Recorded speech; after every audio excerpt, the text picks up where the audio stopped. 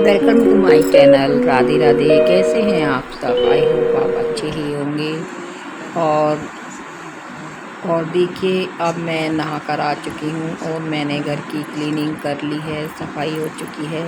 क्योंकि मेरा रूटीन है सुबह 4 बजे उठने का। और वैसे भी अभी तो गणपति बापा घर में पधारे हुए हैं, तो मैंने भी अपने यहाँ गणपति जी को स्थापित किया हुआ है। तो मुझे उनकी भी सेवा करनी है और अपने बाल गोपाल की भी। तो इसलिए मैं 4 बजे उठती हूँ और सफाई करती हूँ, और उसके बाद नहाने के बाद ही मैं कुछ आगे का कार्य करती हूँ।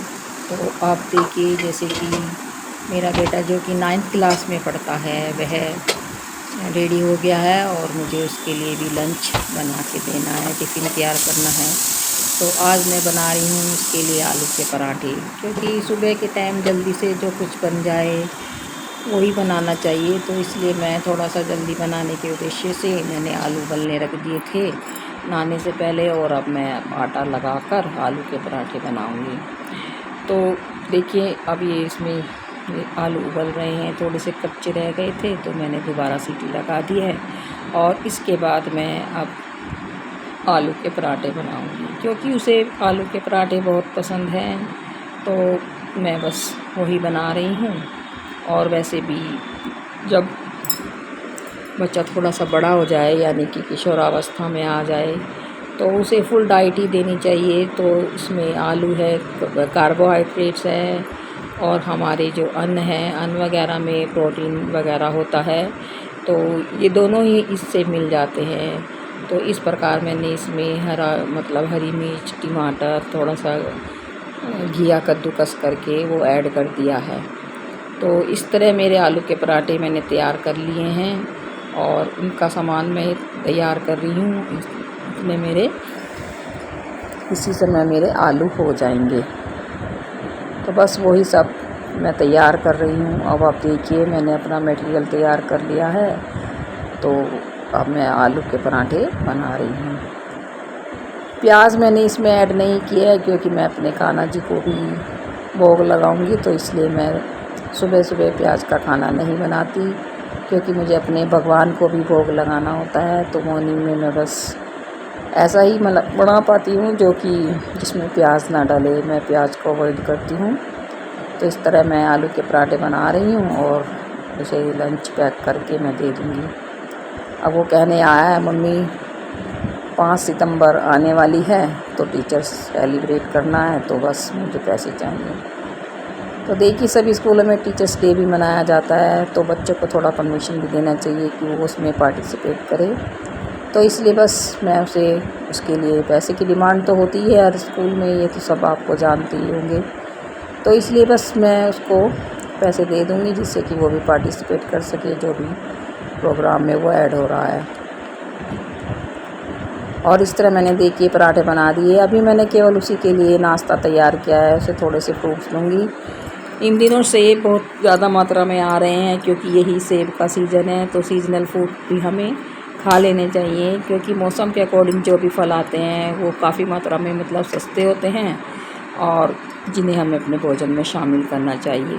गर्मियों में आम आते हैं, तो आम हमें खाने चाहिए। अब सेब आ रहे हैं, वैसे तो सेब महंगे ही मिलते हैं, लेकिन इन दिनों सेब बहुत मतलब किफ़ायती रेट पर मिल जाते हैं, तो हमें उन्हें ऐड करना चाहिए। और अब देखिए, मैं आ गई हूँ अपनी पूजा करने के लिए, क्योंकि मुझे पूजा में काफ़ी समय लग जाएगा। जैसे गणपति जी की भी पूजा है और मेरे लड्डू गोपाल जी की भी सेवा है।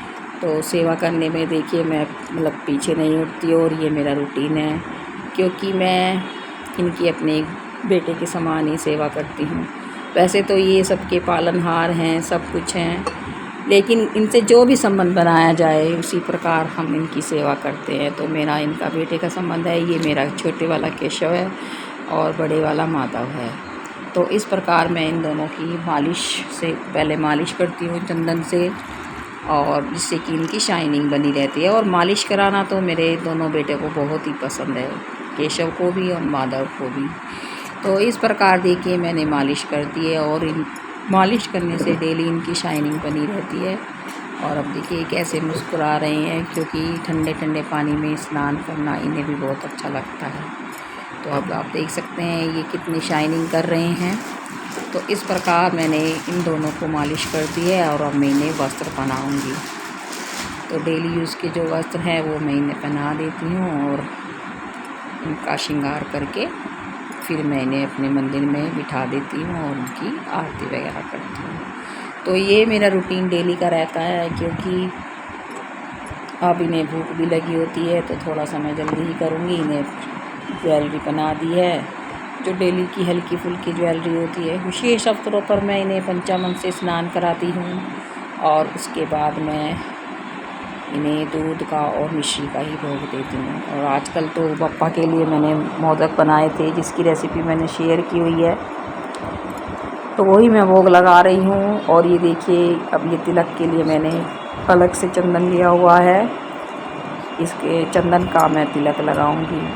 मालिश के लिए गोपी चंदन ही विशेष तौर पे अच्छा रहता है, जो कि वाइट कलर में और येलो कलर में दोनों में मिलता है। तो मैंने उससे मालिश करने के बाद अपने मैं चंदन का तिलक लगा रही हूँ, क्योंकि कान्हा जी को चंदन का ही तिलक लगाना चाहिए और गणेश जी को सिंदूर का तिलक लगाते हैं। भोलेनाथ हैं, उन्हें भी चंदन का ही तिलक लगाया जाता है। केवल गणेश जी को सिंदूर का तिलक लगाना चाहिए और सिंदूर ही अर्पण करना चाहिए। और भोजन में भोग के लिए उन्हें मोदक का भोग देना चाहिए। तो इस प्रकार मैंने सबको तिलक कर दिया है, जोत लगा दी है। और इसके बाद मैं करूँगी पाठ। तो मैंने गीता का पाठ भी लगाया हुआ है, तो थोड़ा सा समय उसमें भी मेरा लगता है। और देखिए पूजा पाठ करने से घर में शांति बनी रहती है और हमारे मन को भी शांति मिलती है, तो मैं आराम से ही पूजा करती हूँ।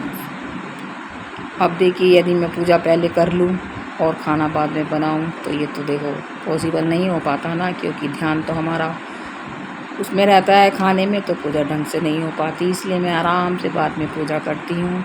हालांकि मैं जल्दी उठती हूँ, लेकिन उस टाइम पे यदि मैं जल्दी में पूजा करूँ तो वो मुझे अच्छा नहीं लगता। और देखिए माचिस वगैरह को भी मंदिर में मतलब नहीं रखना चाहिए, या तो कपड़े के नीचे रखिए या ड्रॉर वगैरह में रखिए। तो इस तरह 5 देवताओं की मेरे मंदिर में मैंने स्थान दिया हुआ है। ओम है, गायत्री मंत्र का जाप करती हूँ।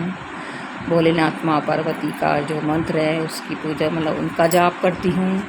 और आजकल तो गणपति अष्टशीष का मैं पाठ कर रही हूँ। गणपति अष्टशीष का पाठ करने से हमारे सभी विघ्न, हमारे सभी क्लेश वगैरह दूर होते हैं। तो जो हमारे कार्य में रुकावटें आ रही हैं वो सब इससे दूर होती है। तो मेरा तो नियम है, मैं डेली पाठ करती हूँ। लेकिन यदि आपको मतलब समय ना मिल पाए तो आप केवल बुधवार के दिन ही गणपति अष्टशीष का पाठ कर सकते हैं।